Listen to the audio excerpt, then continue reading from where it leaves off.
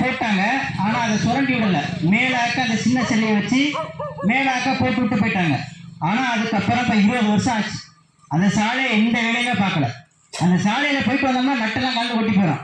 திருப்பி நம்ம ஒரு 100-200 ரூபா டெய்லி அந்த வண்டியை ரிப்பேர் பண்ணணும். அந்த மாதிரி அவல நிலை இருக்கு இந்த சாலை. இந்த சாலையை புதுப்பிக்க சொல்லி பல தடவை நாங்கள் மனு கொடுத்துருக்கோம். இப்போ சுப்பிரமணியபுரம் கிளை மாநாட்டில் கூட தீர்மானம். அதுக்கு முன்னாடி அனைத்து இந்திய சார்பில் ஒரு நோட்டீஸ் போட்டிருக்கோம், துண்டு பிரசுரம் வெளியிட்டிருக்கோம். தாசில்தார் அலுவலகத்தில் சமாதான கூட்டம் நடைபெற்றுச்சு. அவங்க என்ன சொன்னாங்கன்னா 1 மாதத்துல நாங்கள் உங்களுக்கு சரி பண்ணி தரேன்னாங்க. ஆனால் இது வரைக்கும் எதுவுமே போடலை. ஆகவே இதெல்லாம் வலியுறுத்தி சனிக்கிழமை நடைபெறுகின்ற இந்த சாலை மறியல் போராட்டத்தில் நமது பகுதியில் மங்களாடு மேற்கில் இருந்து இளைஞர்கள், பெண்கள், விவசாயிகள், ஊர் பொதுமக்கள் அனைவரும் குடும்பமாக தவறாது கலந்து கொண்டு சிறப்பிக்குமாறு மிக தாழ்மையுடன் கேட்டுக்கொண்டு விடைபெறுகிறேன். நன்றி, வணக்கம்.